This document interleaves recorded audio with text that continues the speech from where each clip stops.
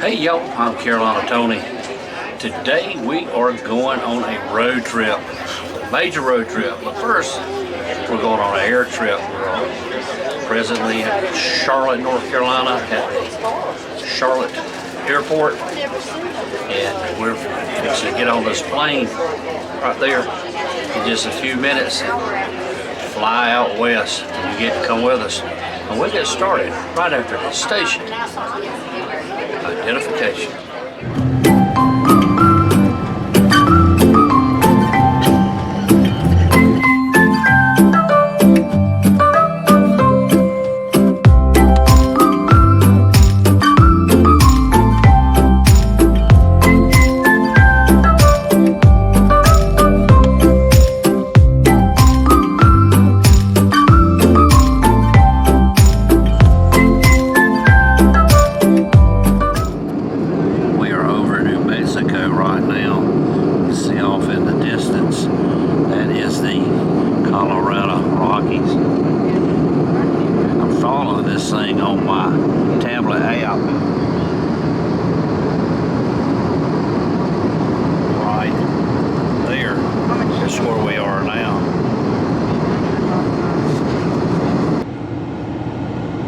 We're riding across the desert, and I'm pretty sure this is Indian reservation land, but you can spot out across the countryside little campers and make two shacks that people are living in.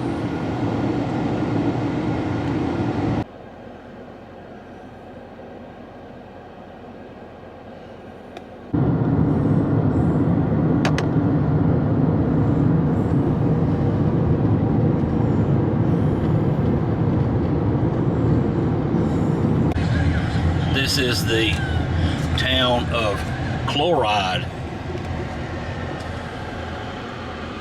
Well, that's kind of interesting. There's a cattle guard road. There's some weary travelers. Welcome to Cheraw.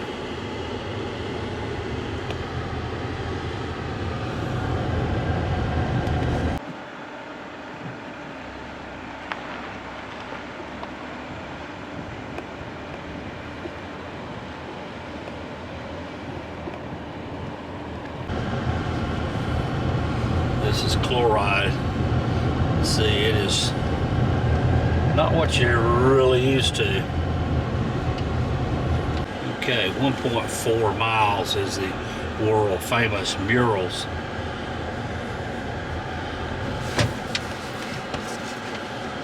And this is where some of the mines, it's a little chipmunk.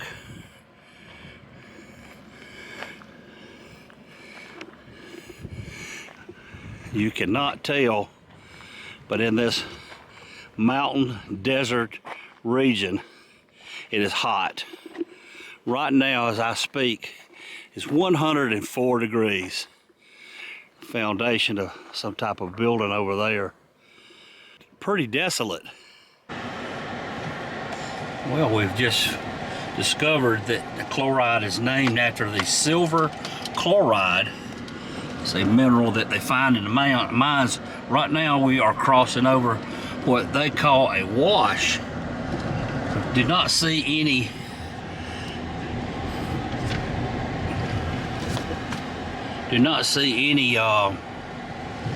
rivers or anything around here, and if they are, they're very sparse.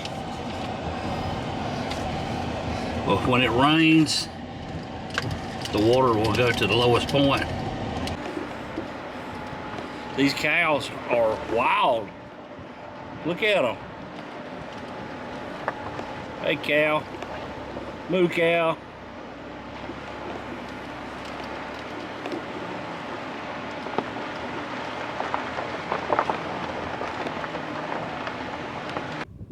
We are about 1.5 miles from the little mining town of Cheraw.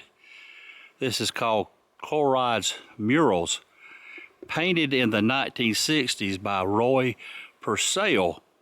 He was a miner in the nearby chloride mines, and he painted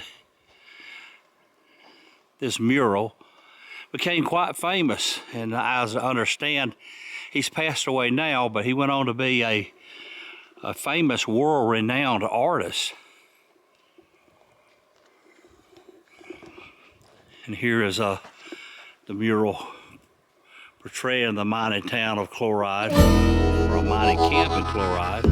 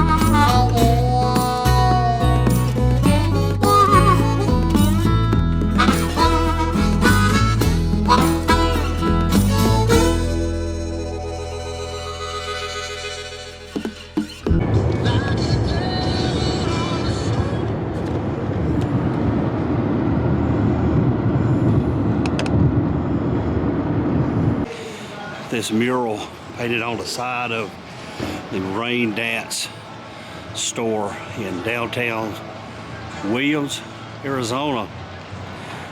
Williams, Arizona was the last town bypassed by I-40, Route 66. And of course, this is the road that you will enter into the Grand Canyon National Park if you're going to the South Rim.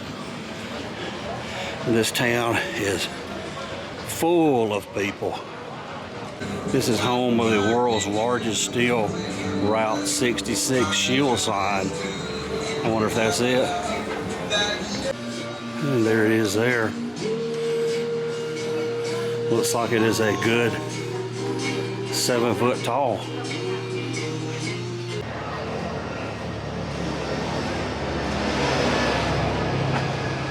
This is the Frontier Restaurant and Beer Garden, and there are a lot of things to see here. You can have the kiddies go gem mining, and they have some metal artwork.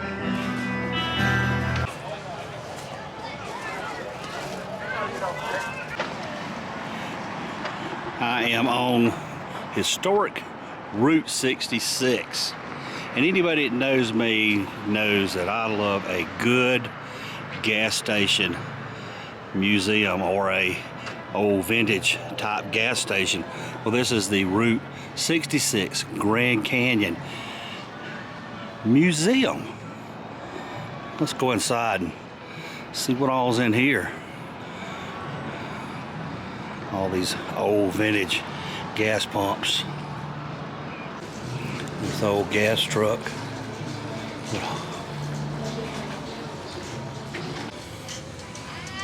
Old cars.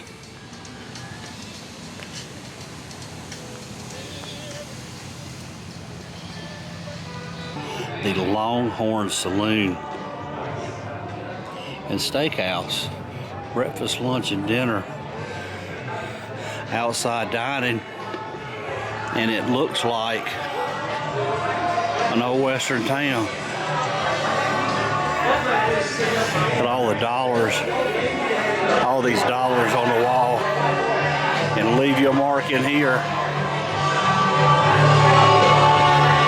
When he retires, this is his retirement money.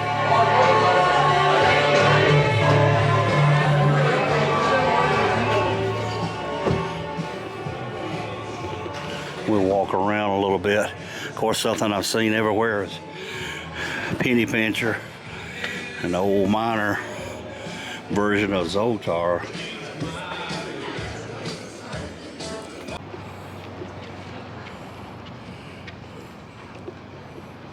Really cool. I talked to the gentleman that restored this station.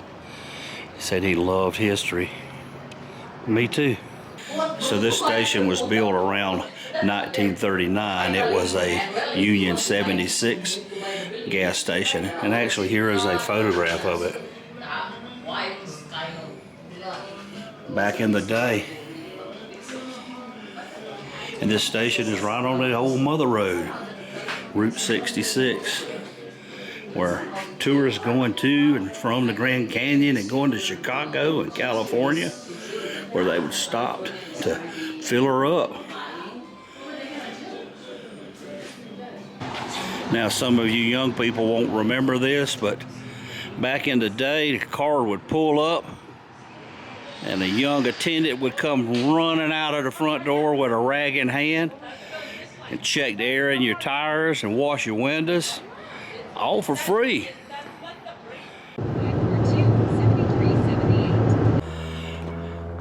As we continue on our road trip to the Grand Canyon, we come upon what used to be bedrock. There is the Flintstones car, or one of them, has been changed hands now. It's called the Raptor Ranch, and there are a few relics here in the yard. Yabba dabba doo! We're going camping. And there's like the Flintstones house.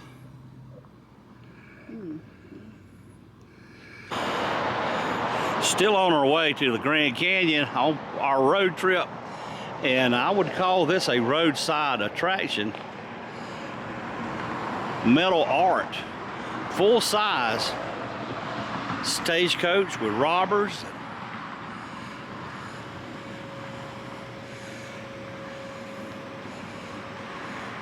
And I would say that would be an American Indian there.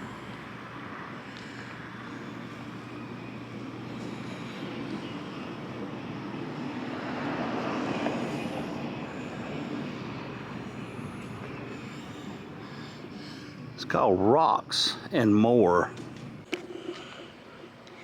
Well, I am burning daylight, so let's climb back in the car. And this is the Navajo Bridge that crosses the Colorado River near the north rim of the Grand Canyon. The sign says no jumping.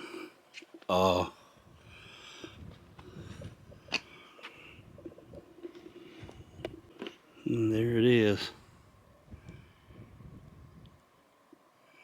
It's real calm here.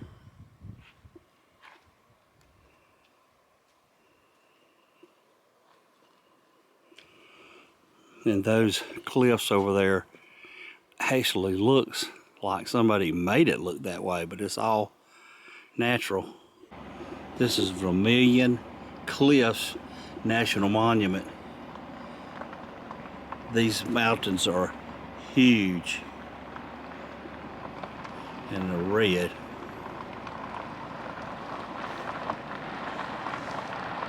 We're on the north rim of the Grand Canyon. I had to pull over to see this.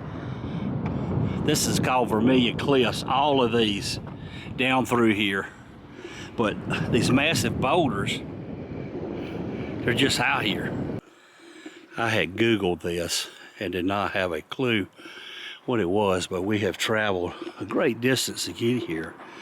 And I wanted to see ancient Indian cliff dwellings.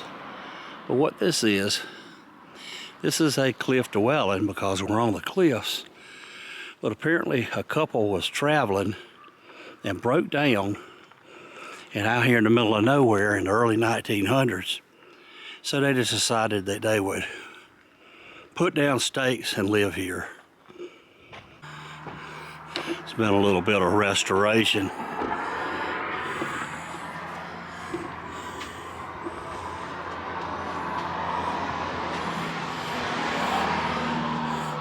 Apparently at one time there was a roof on this place. It's gone now. And here's the back room. They utilized this big old boulder.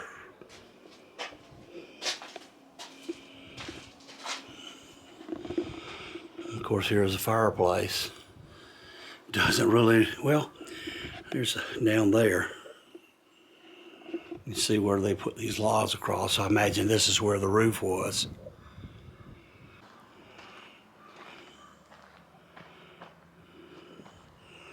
Here's another one back over here. It's a little small one. Check out that rock right there. It's balanced.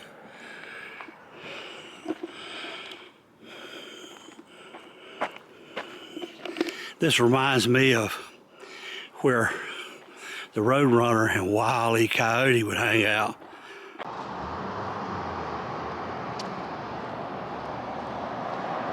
You know, they told me that the food prices in Utah were higher. This is ridiculous. In Kanab, Utah. Now, I don't know if this is originally here or if this was put here. But at this art shop where they have fossils and rocks and stuff, they have the hammer. And I just went over and thumped it. It's not real. It's just a tourist attraction. One of those things that's designed to get you to stop. I guess that would be called a roadside attraction, wouldn't it? Back in the old days, roadside attractions were designed to make travelers stop. Most of the time stop and look at what was in the store that most of the time they were attached to. And things have not changed at Fort Zion Gift Shop and Indian Jewelry. A recreation of an old frontier town. It's a pet zoo at Fort Zion. Did you hear the kids in the back seat? Mama, Daddy, please stop. That looks so fun. So we're at Pink Coral Sands State Park. And, you know, it's on a road trip. It's a little stop.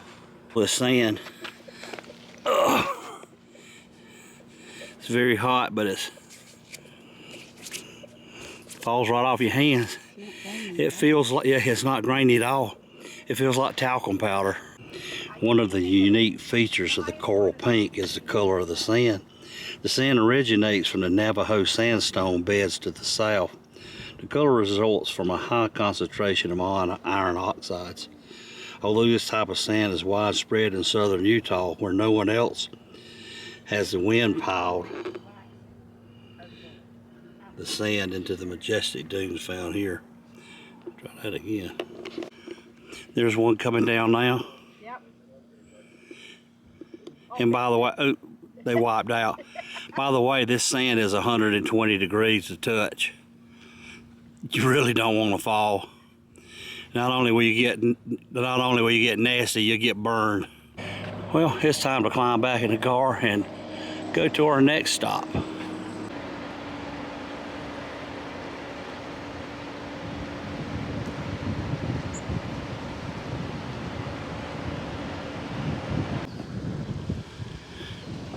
This mound of dirt out in the desert is called a pit house.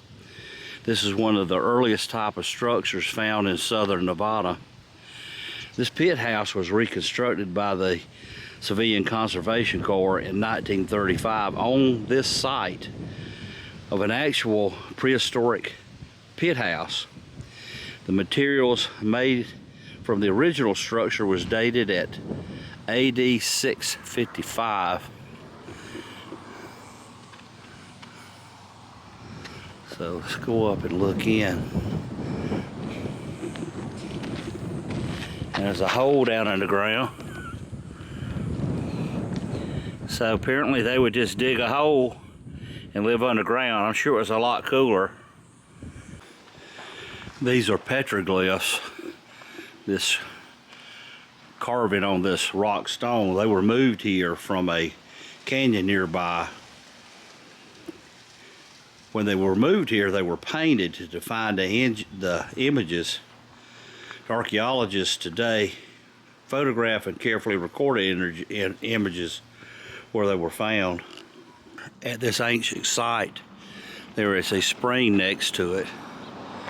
As I've said in some of my other videos, where there's water, there's life. And you can see out in the distance, there is nothing but barren wasteland. Not able to grow anything on it, but wherever there's water at, you see a lot of green, and that's where people would want to live. I'm in downtown Boulder City, Nevada, and I am going to look at what I consider to be a very important roadside attraction. Here is a roadside attraction for you. This is a sculpture. It's entitled Owlbound. When they were building the Hoover Dam, there were more than 7,000 people employed. There were people that hung the steel, people that poured concrete, people that drove trucks, people that dug gravel and blasted gravel out of the mountain. But there were also other jobs that was just as important, such as this guy here, to clean the owl houses and to keep fresh toilet paper there. That's right, you heard me, fresh toilet paper. You can see this guy has rolls of toilet paper hung on a cable around his neck, stuck on the broom that he would clean the owl houses with. Very important job. So the city of downtown Boulder, Nevada, pays tribute to the men that clean the owl houses out. I'm out traveling this morning, and I'm driving across the desert en route to a destination, and I found something I find something strange. Off in the distance, I see a big patch of greenness amongst a bunch of rocks and dead things, and I find this place. It's called Warm Springs. And Warm Springs, check this out. This is a desert oasis, and we are in the middle of nowhere, and there's water in this area. There are more than 24 springs that just pop up out of the ground, and for centuries has been giving life to this barren land.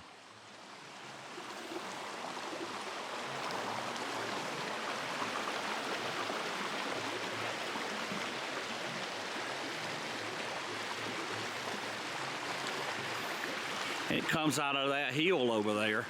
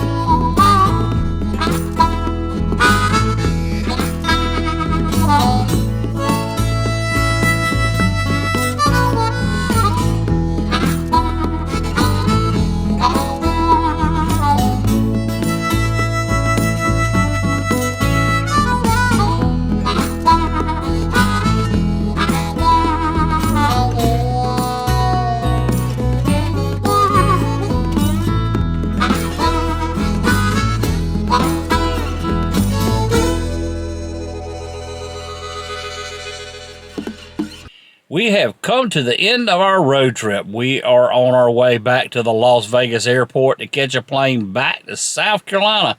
These last 8 days have been amazing. We have covered Utah, Arizona, and Nevada, and a lot of driving, and we have seen a lot. I hope you have enjoyed this video. If you did, y'all be sure to share with your family or friends. But until next time, y'all have a good day.